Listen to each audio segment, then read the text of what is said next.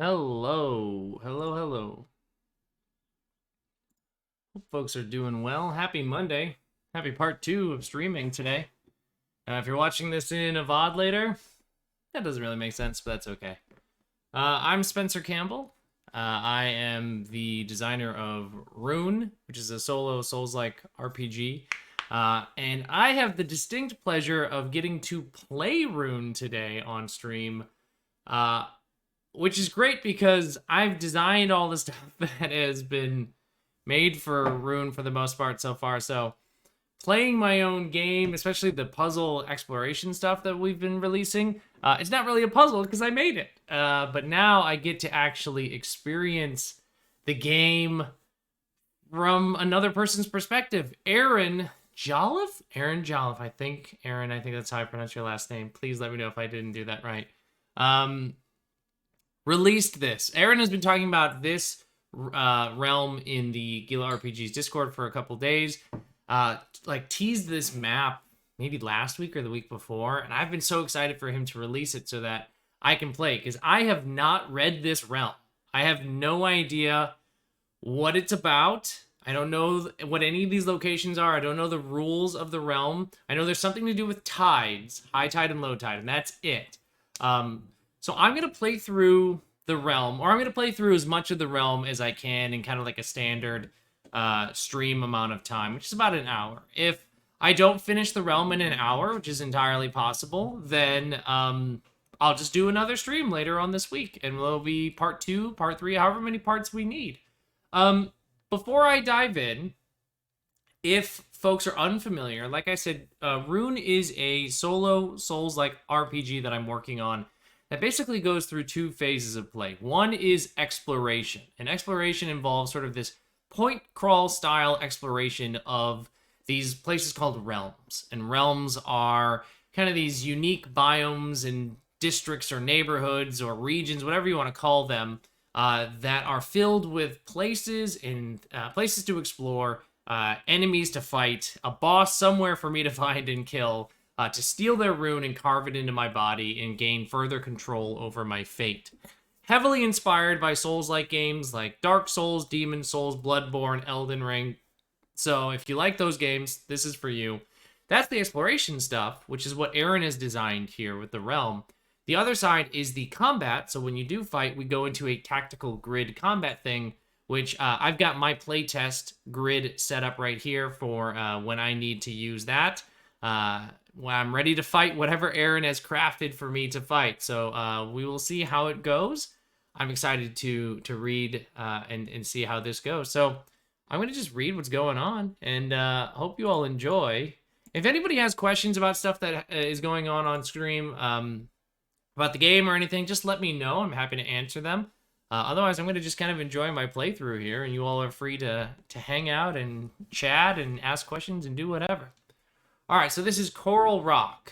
The sigil seared into the ground shimmers like the bright crystalline sea that laps against the coastline.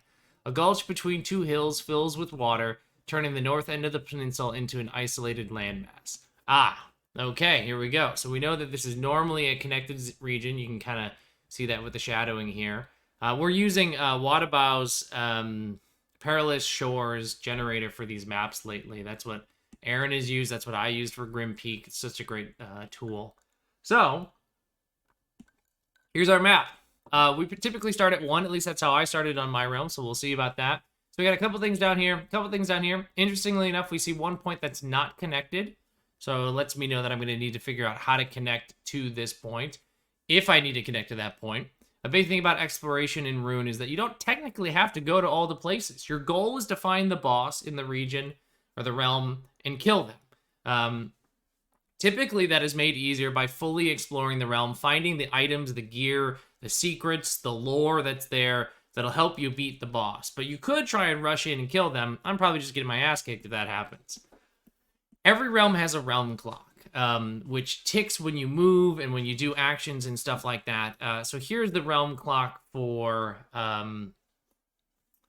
Coral Rock, which I'm going to make it reminds me right now, I'm going to make a little clock over here in my notebook so that I can track that without kind of having to come back to this page unless the tide changes. So here's what we've got. Got a clock. The waters around Coral Rock ebb and flow. Each time the realm clock fills, the realm changes between high tide and low tide, and the realm clock resets. All right, so this is similar to how Grim Peak's clock worked, where it fills in and then resets. Some realm clocks will do that. They sort of show like cycles of action in the realm. Others are maybe bigger, and they fill up and they create like a one-time event, like a cataclysmic problem, and then they don't reset. So this is an example of a resetting clock. The tide influences what actions and points are accessible and can affect the terrain during combat. All right, we start at high tide. So we are in high tide right now. I'm gonna make myself a note somewhere. Oh, I'm gonna flip these skeletons upside down too. I'm gonna make myself a note here so I know that I am in high tide right now. In case that matters. Aaron seems to have indicated that it will matter for things like combat, so good to know. We are in high tide. All right, preface. Okay, good. You know, these realms oftentimes have some like special rules and stuff. This realm uses the current playtest rules for Rune, with one exception. I get it. I'm guessing I know what this is. This is movement, because Aaron has been championing, and I agree with his interpretation, a new rule for how enemies move. So I'm gonna read what Aaron has here, and it's probably gonna be very similar to what I'm going to be implementing in Rune with a change, because I'm not really satisfied with how enemies move. So enemy actions don't specify if the enemy moves closer or farther. Okay. Instead, when an enemy moves, it will try to move as close as possible while keeping the player in its effective range. So if an enemy has a range of same adjacent, it'll always try to move to the same. When an enemy is range 2 and 3, it will maintain its 2 space. That's exactly. Oh, that's perfect, Aaron. That is exactly what I was thinking about doing with the change, based off of your feedback from previous playtests. So I love that. I think that's a really great change. Probably going to be introduced. Yeah, you can see Clover back there. Oh, Binary's been playing this too. That's right. Binary's been playing this in the Discord. So I'm glad that you find that this rule change is good too. It seems to make so much sense. I love this. I love this. As it changes, update it. Character setup. Okay. Use a character with 10 health, 2 stamina. Okay, cool. I think that's what I'm set at. Oh, pool. I'm gonna change that to 2. And any 2 weapons of your choice from the basic set of Rune. I'm gonna just start with sword and board. I'm gonna just be a sword and board boy, long sword and shield, and just stick with that. Stick with what's tried and true. A future update may provide options for scaling this realm to match stronger characters with a wider range of gear and upgrades. I love that idea of like adding future versions of the realms that just like update some of these points with more difficult fights and stuff, where you don't have to change the searching and the delving and the lore actions, but you just can change the fights, make them more difficult. I have had some really great ideas recently about boss fights, which I won't talk about on this stream, but I'm curious to see what Aaron's boss is like if I get to it this stream. Great. Okay, so I've got my gear. I've been seeing other people playing the Grim Peak playtest with other weapons, and there's some pretty nasty combos, but I'm just going to do the sword and board. All right, here we go. Sigil. I love this, by the way. This is nice. This is really nice. Speedrun. That's right. I think speedrun rules should be added to Rune just because it makes so much sense. Like, once I saw Will do it in their game Torque, I was like, yep, you gotta have this in like all games now. Okay, so point 1 is the Sigil, very similar to Grim Peak.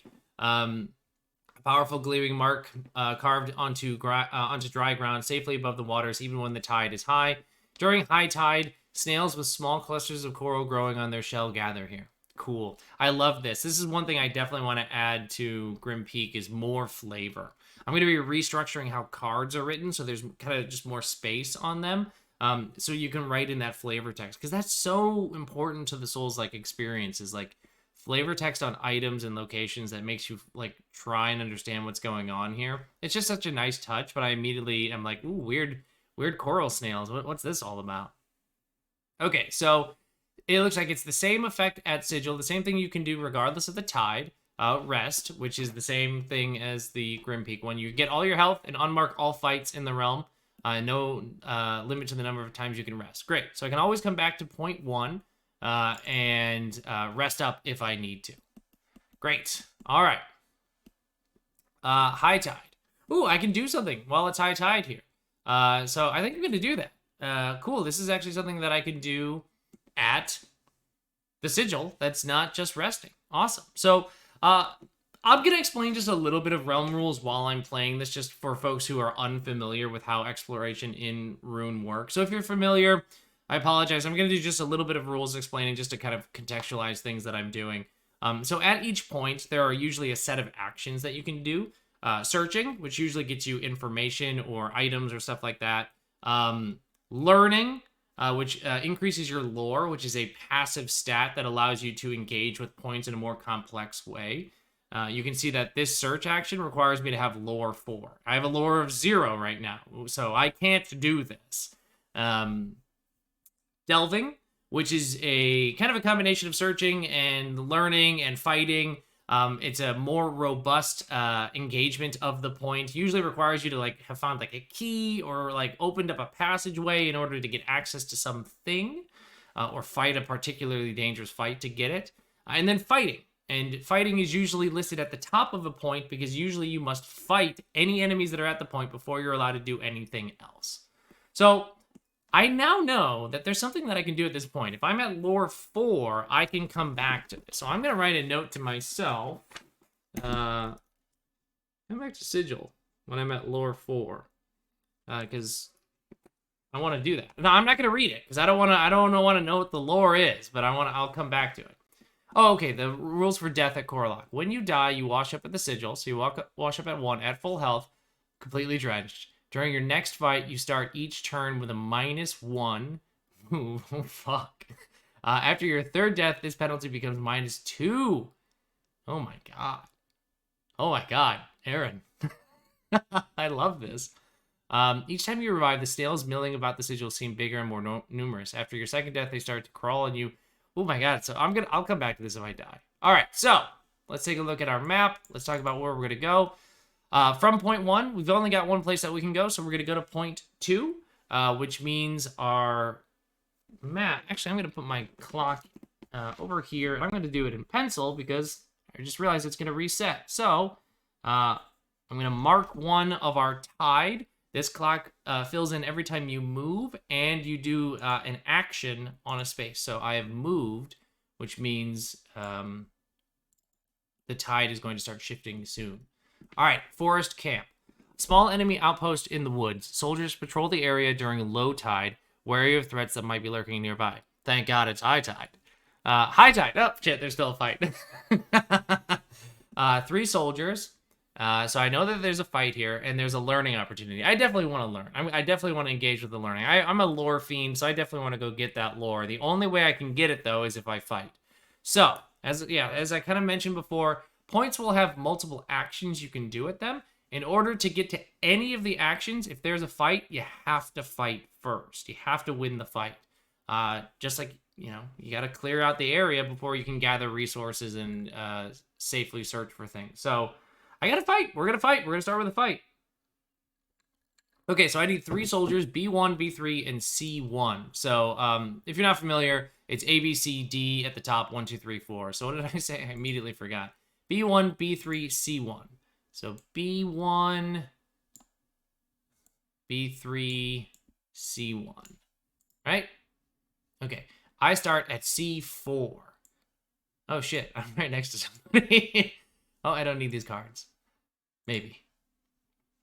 Permanent terrain. A1, A4, D1, D4. I just realized what I should have done is I should have moved these over to my other thing. So I might have to be like doing a little bit of jumping around, but I think I'm pretty good here. Okay, let me just double check the fight setup before I jump into things. Apologize, folks. I didn't quite set my screen up ideally for this, but I think we should be okay. Oh, there's permanent terrain. Oh my God, Aaron's immediately boxing me in at the corners. Okay, so there's permanent terrain at the corners. I'll just draw an X. Cool. I should have grouped these. Watch me learn how to do affinity on the fly. Are you all impressed with my affinity? Oh, wait, I must have clearly set this up wrong. I think I set this up wrong. This is how it's set up. That makes much more sense. Okay, so let me just double check the call. B1, B3, B1, B3, and C1. Excellent. Now I did it correctly. And I'm in C4, and I'm boxed in here. Okay. So, it's time for a fight in Rune. I guess I'm not going to need this third die, so I'm going to just erase it. All right, so here is what is going to happen in Rune fighting. If you're unfamiliar, basically how the game works is these enemies have sets of actions that they can do. And I'm actually just going to go down to that page now because I don't need that anymore. Here's what a soldier can do. Oh, Aaron, I love this. You've all immediately made these cards look very interesting. I love this. So here's a soldier. I'm fighting 4 of them. They have 4 health each. They attack if they are in the same space as me or an adjacent space. And they have, this is their action sets. So I'm going to roll a d6 for each of them, and that value is going to let me know what they do on their turn. Combinations of movement, hurting me, and blocking any harm that I do. Our swords, our honor, our lives for the queen of the past. Oh shit, Aaron's got the flavor text in the enemy cards. Aaron's on it. These are really nice. Well done, Aaron. I'm like immediately jealous that his materials are so much better than mine. Okay, cool. So I'm gonna just roll them B1, B3, C4. So I'll just shout them out and then we'll remember. 4, 1, and 5. Nighthouse Co. Thank you for following. 4, 1, and 5. So our first 2 people in B are doing the same thing. They're moving 1 and attacking 1. The other one's going to move 1, attacking 2, attacking 1, and block. Okay, so here is how Rune Combat works. Like I said, we figure out what the enemies are going to do. We've done that. We've rolled for our enemies here. In fact, I'll change these. Why not? So that I can remember what I'm facing here. The next thing is that enemies move. Now, notice that we're playing with Aaron's modified rule system for movement, which is better than mine, which is enemies are going to just try to move closer. They're going to try to move into range the shortest distance possible, which for these enemies, they want to get to same distance as me. We know what enemies are going to do. We've rolled that. Second step is moving the enemies themselves. So all of these enemies are moving closer to me. They're all going to move 1 space closer. So I'm going to just start having them swarm me. Here they come. Now it's my turn. Now it's my turn to figure out what I'm going to do. I get to roll my stamina pool, which, according to the setup of this particular realm, is a stamina pool of 2. Let me make that a little bigger. So I have a stamina pool of 2, so I'm going to roll 2d6. And the 2d6 let me figure out what I am able to do on my turn. I'm going to assign these dice to my 2 items that I'm carrying, the longsword and the shield. I rolled 2 4s. Okay, well, not a lot of choice then. It kind of tells me exactly what I'm going to do. I'm going to assign them each to my two items. So I'm going to assign the 4 to the longsword. I'm going to assign the other 4 to the shield. What does that mean? Okay, so I look to see what these values do. A 3, 4, or 5 lets me move 1 and deal 2 harm. And a 4 here lets me move 1 and block 1 harm. So I've got 2 possible movement. I could move 2 spaces here. And it looks like I'm going to deal 2 harm to somebody, and I'm going to block 1 harm that's coming my way. Okay. Actually, I'm gonna do what Aaron does. And what a lot of people do is I know these soldiers are fun, but I'm going to just use these dice. No, I'm not going to do that. I'm going to immediately undo what I just said. I like the soldiers on the map. That just means I'll track it. Like that. Perfect. Okay, I'm not going to run towards the others. I'm not going to use all my movement, but I am going to close the gap because I like to fight aggressively. So I'm going to move there. So I've moved, and now we get to the last step of Rune Combat, which is harm. We deal harm to each other. So these 2 are just whiffing. They're swinging in the air. Nothing can hurt me. This guy is going to do 2 harm, if we remember. Moving 1, dealing 2 harm. They deal an increased harm because we're in the same space. That's a rule in Rune. If you are in the same space as somebody, you deal +1 harm because you're really up there hurting each other. So this person's doing 3 to me. I'm blocking one of them, so I'm down to 8 health. Maybe this wasn't a good idea to run in. But I'm going to deal 2 harm to them, increased to 3 because we're in the same space. So this person's sitting here with 3 HP. I'm going to just track that HP over here on my own in a separate thing, just because I don't want to crowd this screen, and I also didn't come up with a clever enough solution for that. So I'm just going to track that I've got one of these guys with 1 HP, and the others are sitting at full HP for each. Okay, that's round 1. We do it all over again. We start back at the beginning where the enemies are now going to roll their dice again. So I will roll it just as I had done before. I'll go top, bottom, and then right. So we've got a 2, a 2, and a 6. Okay, so 2, 2, and 6 for my enemy soldiers here. Okay, so 2, 2, and 6. Well, we know what those 2s are. They're going to be doing the old move 1, harm 2 method, and the 6 is just standing still, swinging hard. So I know I'm not going anywhere near the 6 guy. I'm going to keep my distance from him. He's just swinging wildly over here. Enemy movement. This enemy's already at same range, so they're not going to move. This one is going to move closer to me, so now I'm starting to feel a little crowded. And then this guy's just, like I said, swinging wildly. My turn to figure out what I'm going to be doing here. Let me roll some, let me gather up some dice.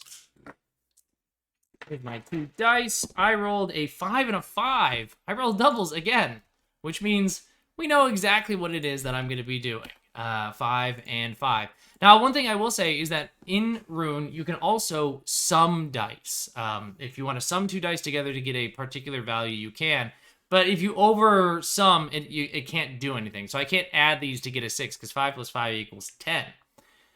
With certain weapons, 2-handed weapons, you want really big values. That might be useful for another weapon, but for this, doesn't help me. All right, so since I rolled doubles again, I know exactly what I'm doing. I'm going to move 1, deal 2 harm, and I'm going to move 1 and block 1 harm. Hey, Aaron is here. Excellent. You're here to watch some soldiers get got. I don't know. I'm already 2 health down and immediately nervous. Okay, so I'm dealing 2 harm. I think what I'm going to do, with the enemies having moved the way that they are, I'm going to just move 1 away. I'm going to kill this fool off. This person's going to die. Now, just because I killed this soldier doesn't mean I stopped them from hurting me, because they also are dealing 2 harm. Harm is kind of dealt at the same time, so I get to block at least 1 of it, so I'm only taking 1 harm. So it's not as if I can kind of preemptively kill this enemy before they hurt me. We're hitting each other at the same time. So I take 1 damage, but I do kill a soldier. So that makes me feel a little better. Aaron, I noticed I've been saying just how nice these cards are, and I love how in this first fight I'm immediately boxed in these corners. So this is good. This is good. I feel tense already. All right. So here we go. We are back at the top of the round.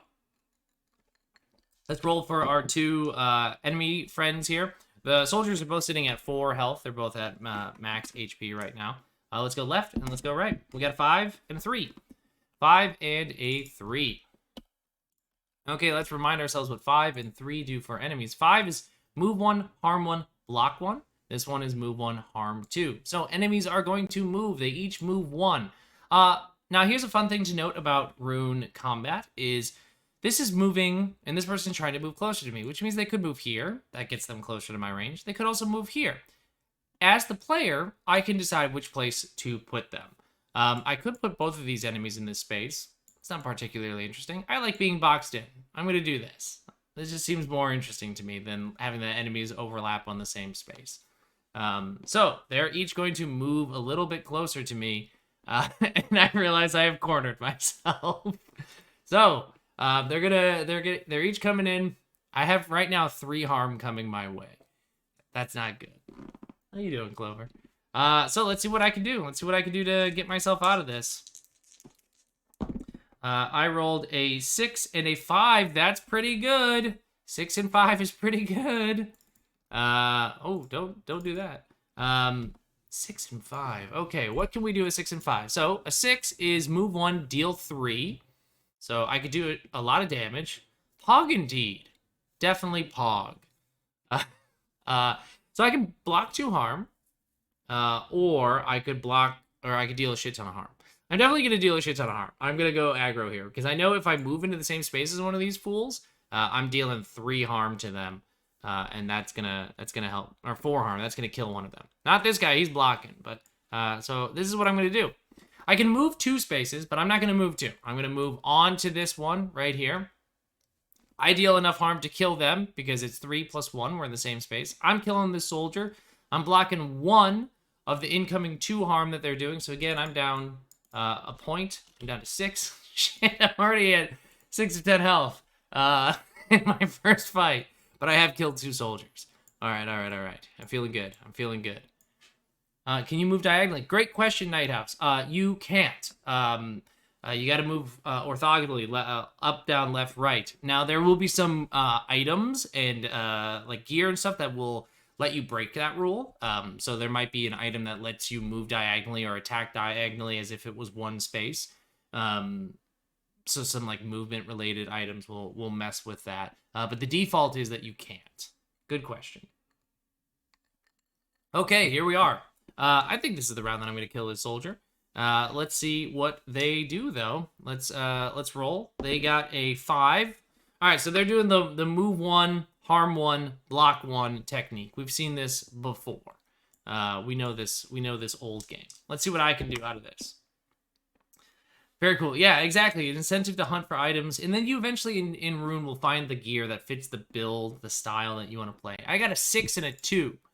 A 2 isn't doing me much good. A 2 lets me deal 1 harm. A 6 lets me move 1 and deal 3.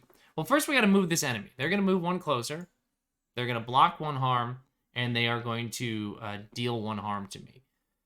I've got a 2 and a 6 here. I think the 2 is just going to not get used. So this is another thing to note is like 2, notice I can't use 2 with my shield. No values for the shield use a 2. And so sometimes stamina dice just don't get spent. Sometimes that's just part of the puzzle is figuring out what to do with the dice that you have. So I'm just not going to use that 2. I'm going to just fight aggressively against this person. Now I'm not going to move on top of them because I know that they're blocking, so I don't have enough to kill them anyway. So I don't want to take more harm because I'm not blocking anything myself. So they're going to take 2 damage because they're blocking 1 of my 3. And I am going to take 1 from them. I have nothing to block. Aaron, I'm at half health after the first fight. I'm in trouble here. I'm in trouble. I hope I find some healing pretty soon here. Okay, so that is that. This is the round that I'm going to kill this enemy for sure, hopefully. They get a 3. They're going to move 1 and deal 2 harm. So, boom, they move 1. They're going to mess me up. Unless I can roll well and stop them. Fuck. I rolled a 1 and a 2. Folks, remember when I said this is the round that I was going to kill the soldier? I'm paying for my hubris. 1 and a 2 is not doing me any good. 1 does nothing on either of my items.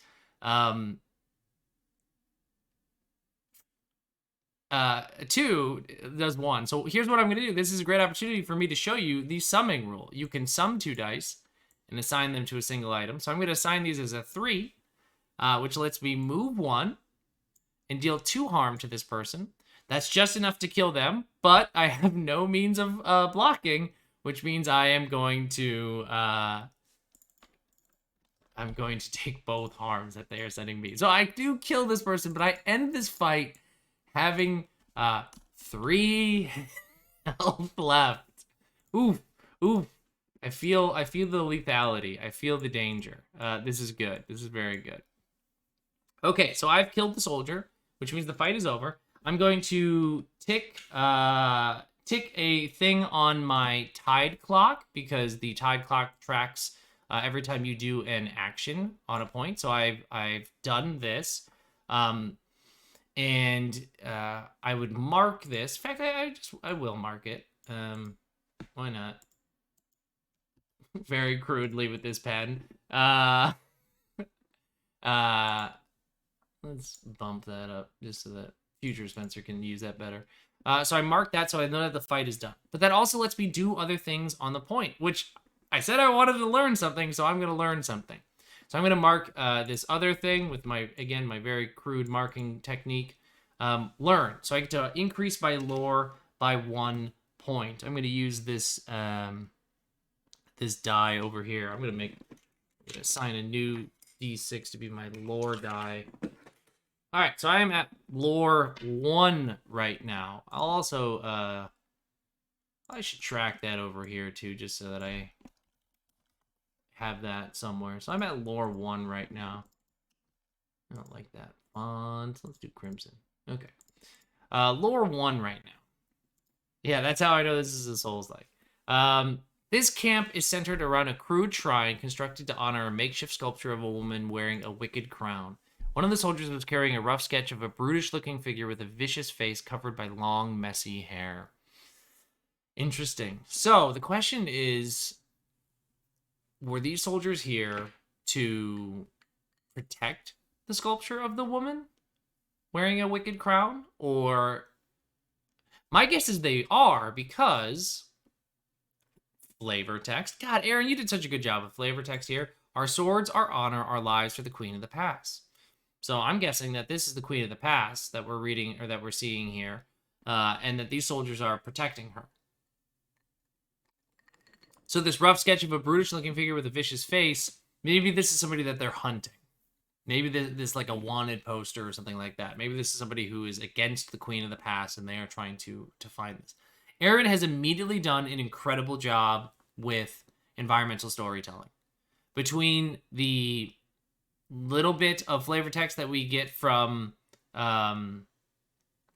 this and from the soldier card, immediately I'm trying to figure out the story of this place. That's exactly what I want lore and learning to feel like in Rune. So it feels like that environmental storytelling that you see in Souls-like games.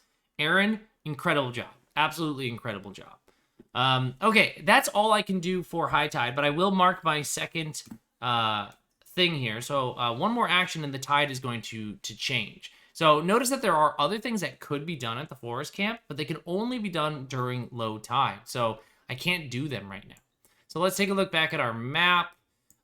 We can go to 3 or 4. Well, 4 looks like it's going across the way, so I definitely want to go check out 3, that forest, before I think about traveling across the way. Although, remembering that this has something to do with tide, I have to keep in mind, like, will I be able to get across the way? Because my guess is when it's low tide, I'll be able to cross. So if I go to 3... it'll change the low tide, and I just have to hope I don't have to do too much at 3, that I can jump across before the tide changes. See, that's what I love. I love this. So now I'm trying to figure out, do I want to risk running to 3 right now? Yeah, I do. I'm going to go to 3. I'm going to go to 3. Okay, the Eastern Marsh. A muddy woodland that dips below the waterline. When the tide rolls in, the entire area is covered in knee-high water. Okay, well, it's high tide. If you take and completed action in this point... oh! That fills the final segment of the realm clock. High tide becoming low tide. You have to fight against the changing tide, losing 3 health. Well, so here's how I read this, and I'll be curious to know if I'm reading this correct. The tide changed right when I got here, because I just filled in my clock. You fill it in when you move, so it is actually moving to low tide.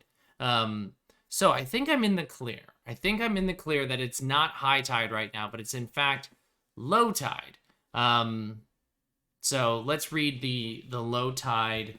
Let me clear my clock here and read the low tide actions. Wow, that would have been, I think I would have died. I would have drowned by showing up to this space. I'm in the clear. Okay, excellent. I've got confirmation from Aaron that I'm in the clear. Now I know not to fuck around on this space. Aaron, incredible realm so far. I'm having so much fun. Okay, low tide. If you take and complete an action at this point that fills in the final segment of the realm clock, low tide becomes high tide. Unmark all fight actions. Ooh, the fights come back. Ooh. Yeah, at one point that changing clause just straight up killed you. Okay, so there's stuff to be done here. Now here's a thing, and this is a thing that people are probably wondering, thinking about, and this is something that was asked in the Discord a couple days ago, and I'd like to kind of talk about this, which is, what's to kind of stop people from reading ahead, right? Like I could have gone and read page 3 and page 4 to see which one was the more ideal, and there's nothing really stopping people from reading ahead. If they want to read ahead, they certainly can. It if they want to get the Souls like experience to like see what's going on and just kind of let the story unfold by going to places and experiencing them, they won't. But part of that also includes reading ahead to the other things on the point, right? So I'm looking here. I know that there's stuff that I can do. There's a search and there's a fight. The search requires 2+ lore though, and I only have lore 1 right now. So right now, there's no point in me fighting these soldiers. In Rune, you don't get anything oftentimes from fighting unless there's a unique scenario where like some item is dropped. You really only fight in order to get access to points, to get access to the rest of the thing. So for me, I'm not gonna fight because I know that I don't have enough lore anyway. So I know there's something that I want to come back here for, but I'm just not going to. I'm just not going to do it right now. So it is low tide. I didn't even think about what was low tide back at the old camp that I was at before.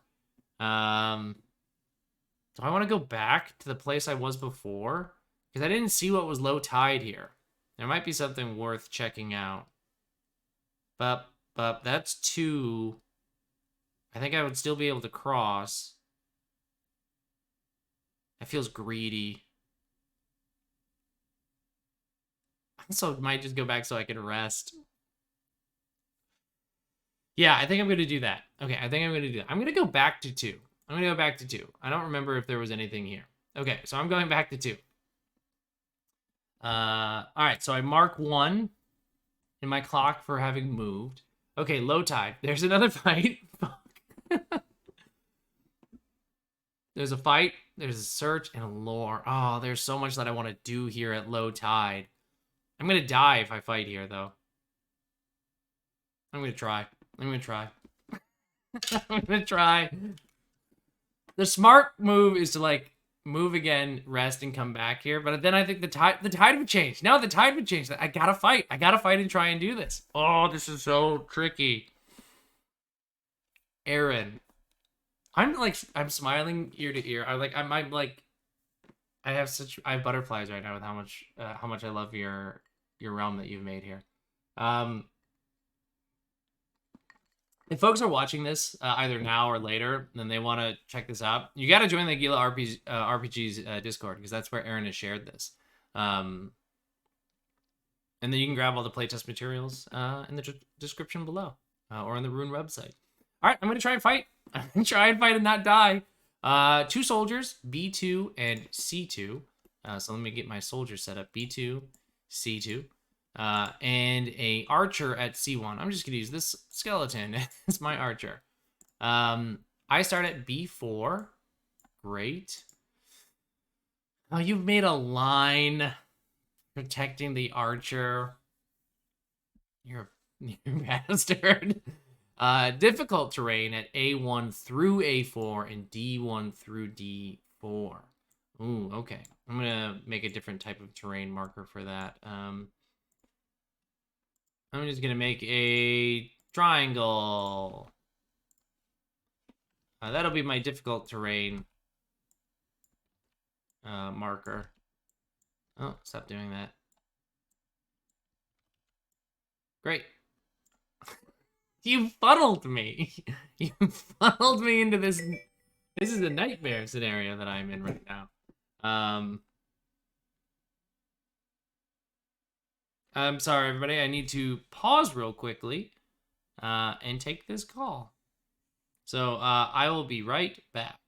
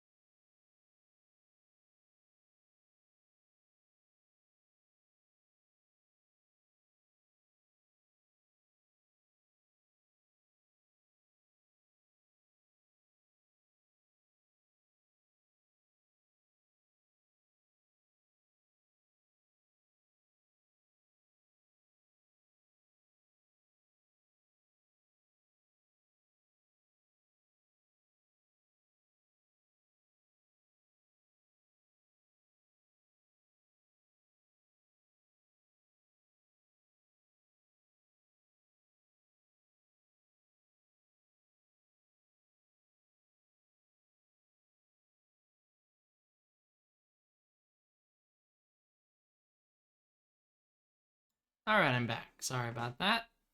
All right, here we go. We are in a fight. Aaron has prepared another dangerous fight for me. So let us begin the fight against these enemies. So I will roll for my soldiers, and then I'll roll for the archer to see what they are going to do. So let's get my archers set up here. Do you use a particular map program to make your realms? Oh, great question. The maps that we are using are made by a generator called Perilous Shores by Watabou. Watabou, I think, is how that's spelled. You can find the generator on itch, and it's fantastic. You can kind of play around with and toggle a bunch of different things, and it really lets you customize it. Okay, so here we go. Here are my enemies. Let's see what they're going to do. Here's my soldiers. Familiar with what soldiers do. There's a 4 and a 6. Thank you, Aaron, for throwing the link into chat. So 4 and a 6. One is going to move towards me and try and hurt me. The other is just standing still and going to try and swing and kill the air if I move anywhere close to this fool. And our archer is going to do 2, which is move 2, harm 1. Now, our archer's range is 2, so they're going to try and get within 2 spaces of me. So let's start with our movement. This soldier, going to move here. And this one, I'm going to the archer's smart. It's going to move, it's going to stay behind cover. I could move the archer right here, but that would be easy mode for me. I want to be punished. So the archer will be here. Okay. How much is that archer doing to me? 2 harm from the soldier incoming, and 1 from the archer. Fuck. Okay, here we go. Here we go. Let's see what I can pull off here. Here's my roll. A 6 and a 3. 6 and a 3. What can we do with a 6 and a 3? We can block 2 harm, and we can move 1 and deal 2 harm. Or we can move 1 and deal 4 harm, or 3 harm, and not block any harm. I would die if I did that. I would die. I think I'm going to die anyway, but I shouldn't intentionally die right away. So I'm going to block 2, and I'm going to do this.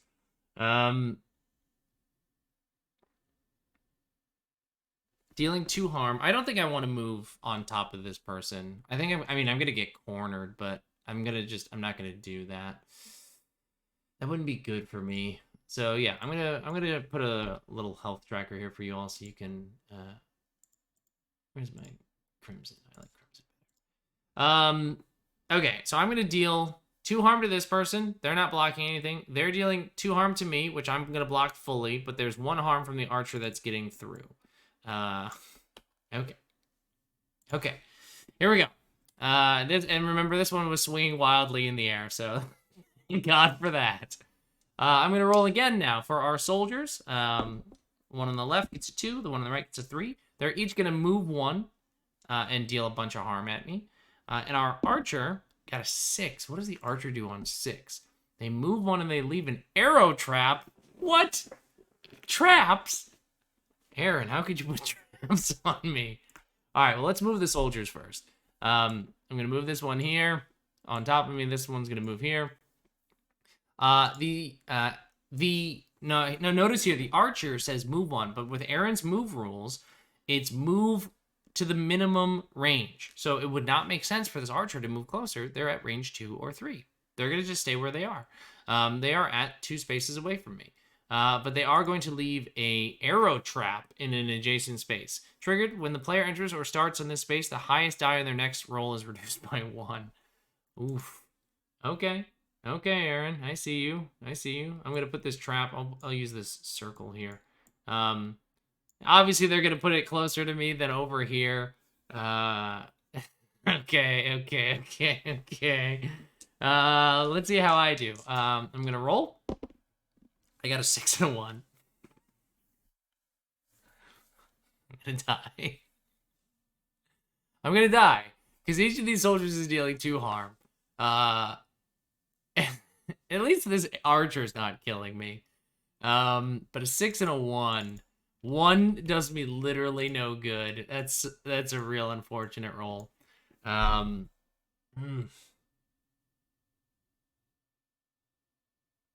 Yeah, I'm dead. I'm gonna die. Well, actually, I'm not gonna die. I will stay alive because I will assign the 6 to the shield. The 1 will do nothing. I'm gonna just stay on this spot. So this soldier's 2 becomes 3. I drop it by 2, so I take 1 harm. This soldier swings in the air. I'm not gonna move into its range, and thankfully this archer's not doing anything. I am alive, barely. I'm gonna die the next round. All right, let's do it one more time. Let's watch me die. Our soldiers get a 3 and a 5. Again, this soldier's already close enough. This one will move, heal, harm 1, move 1, and block 1. That's what the 5 does for soldiers. So it's going to move here. And the archer gets a 2, which I believe is the move to harm 1. So again, they're at range. They're not going to move. What can I do? What can I do? I got a 6 and a 2. Is that going to do me any good? Is that going to save me here? Probably not. Yeah, I'm dead. I'm dead.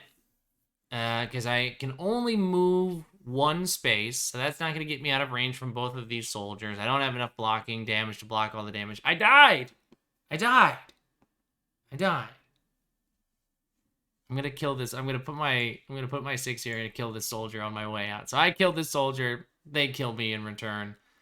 Exactly. Big, bold, red. I died. I died. Ugh. Okay. Damn it. Damn it, damn it, damn it. All right, so let us track. I will mark the point for the tide because though I didn't complete the action, this is actually a really good question for anyone, Aaron or me, as I'm thinking about it. If I didn't complete the fight, I would assume that we would still mark the action, mark the clock, because we've engaged the action. That would have taken time. So I'm gonna say a segment of the clock is filled.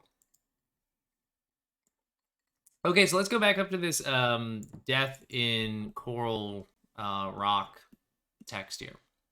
When you die, you wash up at the sigil, so back at 1, at full health but completely drenched. During my next fight, I start each turn with -1 move. Oh my god. Let me mark that on my play sheet here. Move -1. Okay. Each time you revive, the hills milling about the sigil seem bigger and more numerous. After your second death. So we haven't hit my second death. I'm not going to finish reading that. Okay. All right. Let us clear the map a little. So I wash up in sigil with... I've been taking up the clock every time I take an action myself. Yeah, okay. That makes sense. We're on the same page. So I am at sigil. It's low tide. I'm going to move to 2, which puts us still at low tide. And now I know that if I fight, it's going to flip to high tide. So it's not worth me fighting right now. It's not worth me fighting right now. Because we're at 3 of the tide segments filled. If I fight more, if I do this fight, it will switch over and I will then have to fight again. Oh, and this is a great time to note something. I can't relearn this just because I died. I've learned my learning.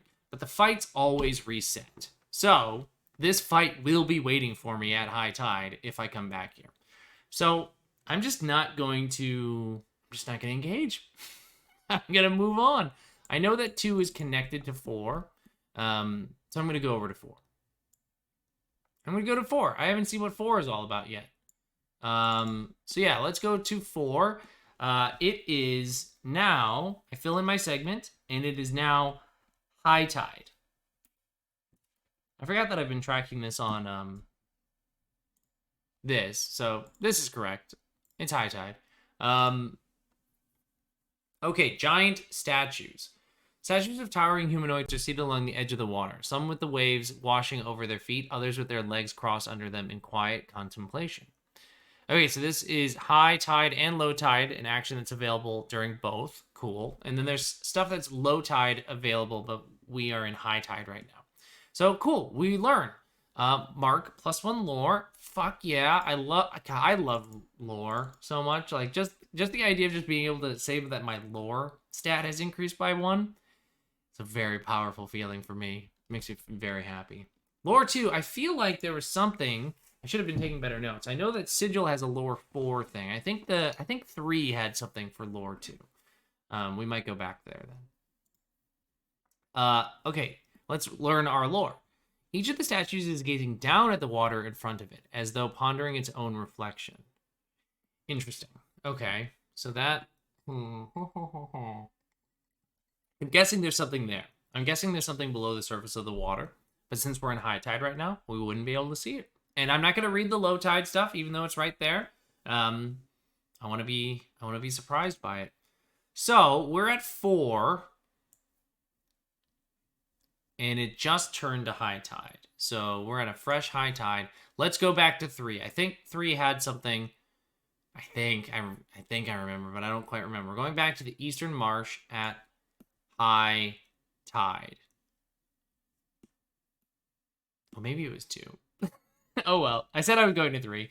Okay, high tide. If you take and complete an action at this point that fills the final thing, which we won't, thank God. I'm not going to drown at this place. Okay, so we're in a fight. We're in a fight again. Fight. I have 1 archer at A1. And I have 2 walking eels. Oh, Jesus Christ. At D1 and D2. Walking eels? Gross. Gross. I start at A4. Let's get that trap out of the way.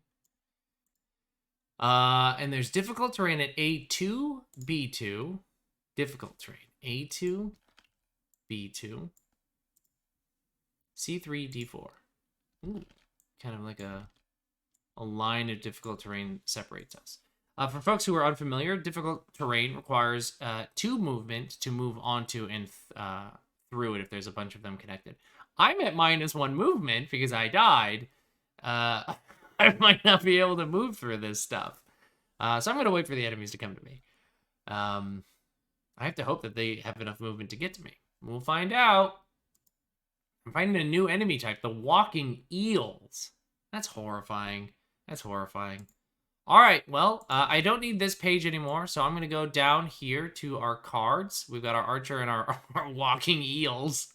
So let's figure out what our enemies do. Here is what the archer is going to do, a 3. So I'm just going to track that right here on the screen right now for us. And then our walking eels are a 5 and a 6. 5 and 6. Oops, that's a 6. 5. Okay, so what do walking eels do? Well, let's just move our archer right away. Move to harm 1. They have enough movement to move into this space. That's what they want to do. They're within 2 spaces of me. Eels. Eels have 4 health. Okay, good to know. Their range is adjacent or 2 spaces. Okay, so they don't want to be in the same space as me. Special. They ignore difficult terrain. Aaron immediately solved the problem that I was worried about. They will have no problem with this. Excellent. What did I say they got? They got a 5 and then a 6. Okay, so one of them is going to move 1, harm 1, and give me -1 move. Oh my god. I hope that they don't do that to me. The other one is going to move 1 and harm 3. All right, so let's have them move.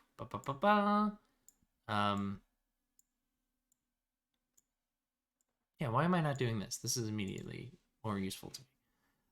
Okay, so neither of them was close enough that they can hurt me. So I'm actually okay. I'm not going anywhere near these eels. I'm gonna see if I can just nuke this archer. Hopefully I can. So I've moved enemies. I know what they're gonna do in terms of harm. It's my turn to figure out what I'm gonna do. I got a 3 and a 2. Not particularly strong. 3 and a 2, neither of which can help me with my shield. I don't really feel like just blocking harm. So I'm going to sum these. Well, I guess actually it doesn't really matter. It doesn't matter. Sum them or using them, just the 3. It wouldn't really matter. It's kind of the same. So I'll treat this as a 5. Move 1. I'm going to deal 2 harm. So I'm going to do 2 harm to this here archer. It's got 1 health left. I'm not blocking anything, but it can't hurt me.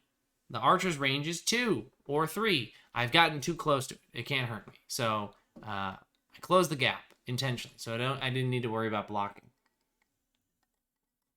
Okay. Let's see how this goes. Let's continue our fight here. Let's roll for our archer. Gets a 4, which I think is going to be the not S, which is going to be what we had seen before. Oh no, 4 is different. Move 1, harm 2. So the archer is definitely going to move away from me to get itself out of range. Now the archer can't move here. That -1 though. Oh wait, fuck! Great point, Aaron. I have -1 movement. We gotta undo this. Great point. I can't move. The archer has full health. Oh god. Then I guess I will sum these to be a 5 and just block the 1 harm that's coming to me from the archer. Oof. Oof, that -1 move. Thank you, Aaron, for the reminder. I thought I was in a great position. Damn it. Okay, so. Damn it. Okay, so the archer rolled a 4. They move 1. They actually don't want to move now because they are still at minimum range. Or at, yeah, the range that they want, and they're going to deal 2 harm to me. What are my eel friends going to do? 1 and a 6. 1 and a 6. So we've seen 6 before. 1, move 2, harm 1. They have a they're gonna try and get adjacent to me. So coming closer to me. And then this one is a 6, which is a move 1, harm 3. I'll just move it here. So they're kind of starting to circle me. Okay, so I definitely don't want to get within 2 spaces of the eels because they're doing a bunch of harm. I'd love to, again, kill that archer if I can. So let's see what I can do. Let's see what I can do. 6 and a 3. 6 and a 3. Okay. Okay, so I'm not going to have enough movement again. I'm trapped. I'm trapped in this space. Because the 3 lets me move 1, which I negate out. And a 6 also is a move 1, which I can do. And I didn't get a value that helps me with my shield. So I'm still trapped in this corner. I'm going to just sit here and wait till these eels come and start stabbing me, essentially. And then I can stab them back. I'm covered in snails. I'm covered in gross coral snails, I think. Or they were getting bigger. That's what was going on. Okay, well, I'll take the pain. Thankfully, I'm still out of range of these eels. They have a range of 2. The archer, though, is going to do, I think, 1 harm to me. Yeah, so I guess I would block. So I would block. Block whatever harm that archer sends my way. So we haven't hurt each other. Okay. Here come the eels. Archer gets a 5. Which is going to be a move 1, harm 2. They're not going to do anything. Oh, wait, was that archer dealing 2 harm to me? Yeah, but I blocked it. Okay, I'm good. What about these eels? Can they get close to me so I can stab them, please? We got a 6 and a 4. 6 and a 4. 6, 4? What does 6 and 4 do? 6 is a, it's an arrow trap. Move 1, harm 3. Ooh, okay. And now this eel is within range. So that's dangerous news for me. That's a lot of harm coming to me. 4 is move 1, harm 1, and I would have -1 move next turn. So I truly would not be going anywhere. So move 1, harm 1. So right now I've got 4 harm coming my way. I've got 4 harm coming my way. Yikes. What do I get? I got a 4 and a 3. 4 and a 3. What can we do with 4 and 3? Well, I'm probably going to be doing some blocking. Probably going to do some blocking. Probably going to do this. And this. Probably going to do that. So, this is 2 movement that I get. -1 is going to mean I can move 1 space. I'm going to move here so that I at least get that archer not hurting me, and I'm out of range of this person. Okay, so here comes the pain though. Here comes the pain. I'm gonna deal 2 harm to this archer. Try and kill this son of a bitch. The archer can't hurt me, and the eel, this 6 eel, is doing 3 harm to me, -1. So I take 2 harm. And thankfully, I also avoided this eel, which would have negated my movement even further. So I still only have -1 move. Still only have -1 move. Okay. Okay. Well, I've hurt the archer. Now I've started to at least close the gap. The problem is the eels also close the gap, so it's a little bit of good, a little bit of bad. All right, let's see what our enemies are gonna do. The archer gets a 6. I think this is that damn arrow trap. Yeah, move 1 arrow trap. So gonna move away from me in an adjacent space. Yeah, of course they're gonna leave the trap behind in the space behind them. So they're gonna leave this trap here and mess with me. But they're not gonna hurt me at least. That's nice. Let's see what our eels are going to do. Top eel, then bottom eel. 2 and 3. Let's track that. 2 and 3. All right, 2 and 3 for our eels. They're each doing the same thing. Move 2, harm 1. They're going to try to get to adjacent, which means that even though this one can move, it's at adjacent. It doesn't want to move any closer. But this one gets to move 2 and get exactly to where it wants to be. So, bummer move for me. I'm trapped by eels and a arrow trap. Yikey shnikey. Let's see what I can do. Let's roll. Let's roll it up. Come on, Spencer. Should have brought like a Lux. Well, folks, I got a 1 and a 2. Oh, I should have taken some better gear than the short sword. The sword and board are so reliable unless you're rolling 1s and 2s all day long like I am. That's not great. That really does not help me a whole lot.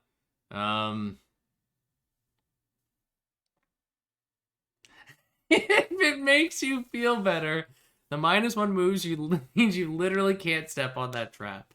That's a really great point, Aaron. I feel so safe from this trap right now. That's a really good and fair point. Okay, well, I can't even get to a blocking value, so I'm going to just sum these as a 3, which lets me move 1, aka not move, and deal 2 harm. So I'm just going to try and fuck up this eel right here. Okay, so I'm going to do 2 harm to that eel. I'm tracking that here on my with my dice here in front of me. And then these eels are doing how much harm to me? 1 each. I don't have anything to reduce it, and the archer's not hurting me this round. They did a trap, so I'm down to 6. I think I'm gonna die. But maybe it'll give me good tidings. Maybe I'll be at the right tide. The tide that I need. Okay. Archer. It's a 4. Which, let's just check our archer friend. Move 1. They're not going to move. They're happy with where they are. Let's do our eels. 4 and 4. All right. They're going to do the same thing. I'm guessing they're not going to move because they are where they want to be. Yeah, move 1. Except they're each doing 2 harm to me now. But they're not going to move. So they're happy with where they're at. I have incoming 4 from the eels. 1 from the archer. Nope, 2 from the archer as well. I have 6 harm coming my way right now. Guess how much HP I have? Come on, Spencer. Here comes... Through that die. Try it again.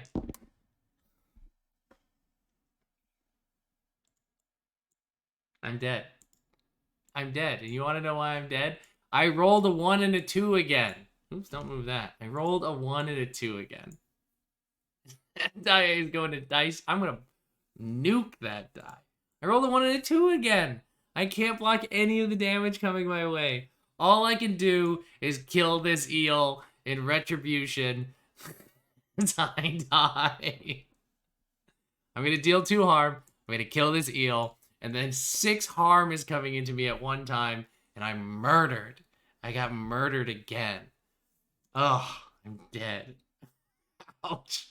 I'm feeling the Souls-like experience. Okay. So I'm back at Sigil. I'm back at Sigil. Which means I'm back at full health. I'm back at full health. Alright, I think I'm going to do a little more exploration, because there must have been something. Where was I when I died? I was at 3, right? I just said space 3, where I was fighting these damn eels. Yeah, so I think 2 is where I want to go with my lore. But there was something about 2 deaths. I want to go read that. So, first of all, during your next fight, you start each turn with -1. After your 3rd death, it becomes -2. Okay, so I still am only at the -1 movement. Don't eat that die. Okay, good. So, really don't want to die again. Each time you revive, the snails milling about the sigil seem bigger and more numerous. There's just a bunch of snails now. After your 2nd death, they start to crawl on you, sticking to your armor and clothing. If you remove them, others appear on you when you aren't paying attention. Great, so I'm just covered in snails. Okay. I forgot to mark a thing. So we're 2 segments into the high tide clock right now.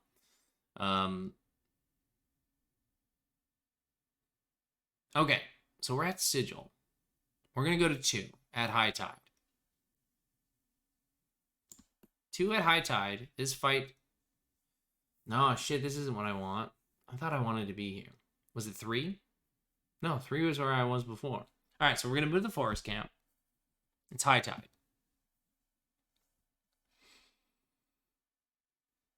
Snail time. Snail clock. So it's 3 segments in. I don't need to do anything here at high tide, so I'm good on not fighting these soldiers again. I'm gonna move to 3 because that last fight was at 3. I'm gonna move to 3. Is this what I wanted? Because this will switch to low tide. Moving to 3 switches it to low tide. Okay. Low tide. Yes, this is what I was looking for. The lore 2+. This is what I want. I want to do this. So it looks like we'll probably do this last fight. I'll find the tunnel key, ideally. And then maybe we'll do 0.4 at low tide and then call it. Okay. Let me kind of clear my chaotic board that I've got going on here. The formatting of the page got messed up? Oh, that it just got separated? That's okay. All right, so we are at a fresh low tide at 0.3 right now. I'm going to fight, so I'm going to mark it now just while I remember it.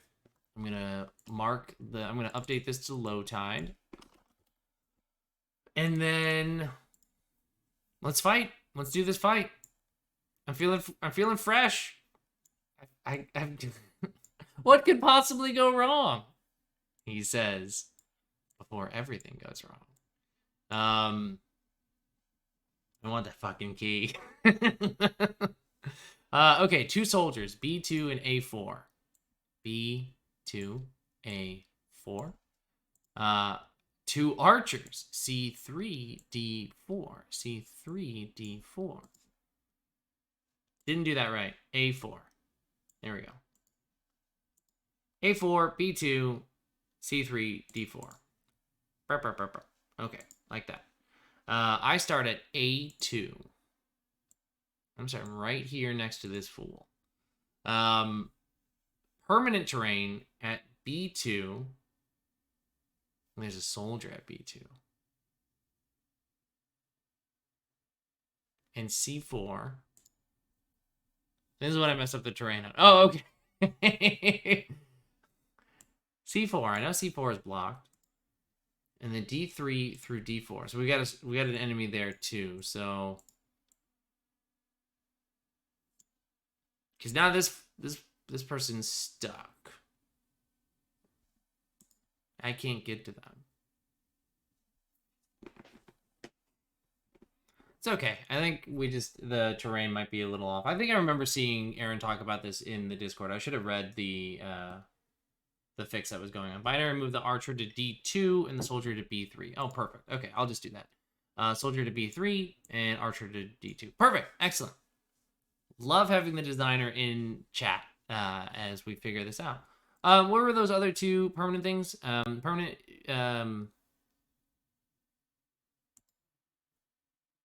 what did I just say? Oh, yeah. Here. And B2 and C4. Wait, I did that? D3 and D4. Oh, got it. This one here. Oh, God, these are like cramped spaces. This is a funnel right here. I love that. The terrain makes it instantly more interesting to me. Because I think the 4x4 is, like, can feel boring. But if you even just put a couple things in here, it instantly feels like a knife fight in a phone booth. Like you're right on top of each other. All right, here we go. Let's do this thing. Let's do another fight. I gotta survive this fight. I gotta survive this fight so I can get this key. I want this key so bad. Let's roll for our soldiers, left and right. 2 and 2. Makes it easy. 2 and 2. For our soldiers, I believe, let's see if I can remember, that's just moving. Moving and doing a lot of harm. So I'm going to move here, and it is going to try and move closer. They're going to occupy the same space. I can't close the gap. I can't do my, like, close the gap killer move, but also they're going to really hurt me if I stand here. So I might kite these fools. What are my archers going to do? They are going to roll 4 to 4. Wow, 2 doubles. That makes my job easy. They're moving 1 and harming 2. Wow, and they already were 4 and 4. My job is super easy right now. Okay, so I'm gonna move here. Move here. Now the archer, just because this is within range of 2, it can't shoot through the permanent terrain. This one can, though. This one can shoot around the corner because we can draw a line between our spaces. So I am in range of taking a shit ton of harm from these fools. So I'm going to ideally not do that. But let's find out. Let's find out, shall we? Let's find out what I can do. I got a 6 and a 3. Hey, hey, hey, hey, hey. Got some better dice going on here. 6 and 3. What can I do with a 6 and a 3? Well, I can block. 3 doesn't do me a whole lot of good here. It lets me move. Oh, shit, I don't have enough movement. I'm stuck in this space again. I'm stuck. I'm trapped. So I guess I'm going to just I'm going to fight here. I'm going to fight in this bottleneck. I'm going to assign this here. Yeah, because I don't want the dice to go to waste. I need to use every single die I can if I'm going to be at -1 move. So I'm going to do this. I'm going to block 2 of the incoming harm. I've got... Holy shit, I have 6 harm coming my way. And I can't move. Fuck. I'm going to block 2 of it. So I'm down to 6. down to 6. Oh, wait, yeah, 6. And I will deal 2 harm to one of these soldiers, which I will track over here. Oh boy. Oh boy. I sense another death coming in. I've really done a great job of highlighting my combat prowess here by just getting my ass kicked time and time again. All right. Let's see what our enemies are going to do this time. our soldiers. 4 and 5. I think that's one of them moving close to me. The other one is going to, yeah, they're both going to move close. Moving closer, dealing harm as possible. Well, only, I will say this. They do want to get to the same space, but only 2 characters can occupy the same space. So while this one really wants to move onto the same space as me, they're not allowed to. So they'll just sit here and stab me from afar. What are my archers going to be doing, though? A 1 and a 5. 1 and 5. So for the archers, that is going to be a move 2, which I don't think this one wants to. It's happy where it is. This one is move 1, harm 2. It's going to move 1, harm 2. I am in its range now because they have a range for 3 spaces. I'm just going to die. We're going to die right here. Probably this turn. I've got how much harm coming my way? 2, 3. We got 3 coming in, and then these fools, 5, 6. I've got 6 harm coming in. 6 harm. How much HP do I have? 6. All right, let's figure out what I can do. I'm going to roll 6 and a 2. That looks pretty familiar to my last turn, which means we're probably going to do virtually the same thing that I did last turn. That's not good for me. That's really not good for me. Yeah, okay. So I'm going to do this. I'm going to do this. Here's how it's going to pan out. So the 2 gets bumped up to a 3. Or sorry, gets so this 2 is 1 harm, which goes up to 2 harm because we're in the same space. So I will kill this soldier, as it also does 3 harm to me instead. So I actually have 7 harm coming in. 2 of which I am blocking. So I'm going to take 5. I think I did my math right on that. I hope I did. I might be dead and I might have gotten it wrong, but I'm gonna say that I have 1 HP left, and I'm gonna kill this soldier. Oh boy! Oh boy! Oh boy! Oh boy! Okay. Well, here we go. Let's roll it again. Let's see how these soldiers go. I've got a soldier that is going to do a 3. I know what 3 is for soldiers. It is going to move 1 and deal 2 harm to me. I'm going to guess these archers are pretty happy with where they are, but let's just find out. 5 and 4. So this one gets a 5. This one gets a 4. Oh, this one will want to move. It'll want to move closer because it does want to get to that 2 range. Yep, it'll move. So it's a total of, let's see here. How much are these archers doing to me? 5 and 4. That's 4 harm coming from my archer friends. It's 3 harm coming from this soldier. So that's 7 harm coming my way. Here we go.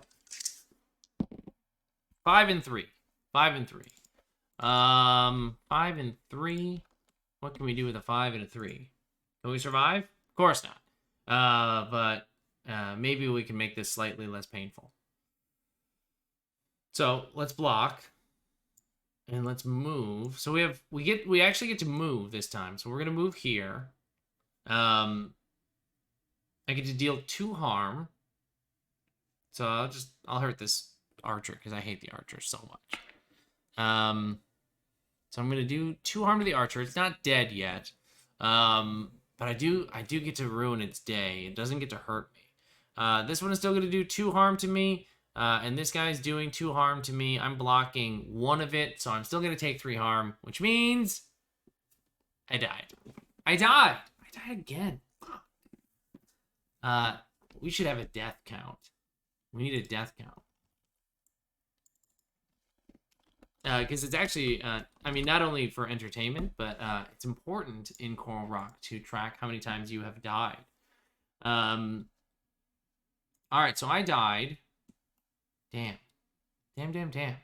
Let's go back up here because I remember something happened at 3, and I think I remember what it is, but I think it's real bad news for me. Yeah, after your 3rd death, I'm at -2 movement, so I'm not moving in fights anymore.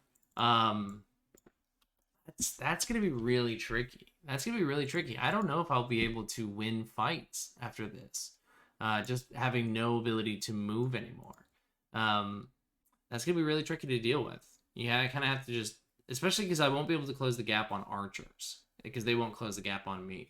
So that's something to consider. Okay.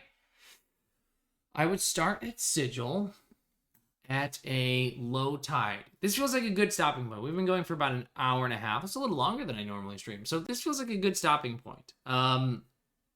I will come back to this coral rock. I will see if I can get off this first landmass. Got close. I feel like I would, got close to maybe jumping, but I really wanted to get that key. So badly. So I don't know. Maybe I'll just run away. Maybe I'll just try and run across and see if I can just see if there's some salvation on the other side. I'm gonna actually leave myself a note to remember to do that. Future self, run across the gap. Yeah. All right. I'm gonna try that. I'm gonna just see if I can find something on the other side that'll salvage this for me. All right, folks. This has been this has been a good a first run on my Coral Rock playthrough. Check out, I'll do another video continuing on the playthrough. Look for that either maybe tomorrow or sometime this week. Hopefully you've had fun. I've had fun playing. I really enjoyed the environmental storytelling that Aaron is doing here. Like just trying to figure out the soldiers and the rugged picture and the mask and everything. Really cool stuff with the flavor text. Getting my ass kicked in fights, so I'm really getting that Souls-like experience. That's it. I will be back tomorrow with more streams. We will do a Rune stream probably in the afternoon around the same time. And we'll have a Nova design stream going on in the morning. I will talk to you all later. Bye.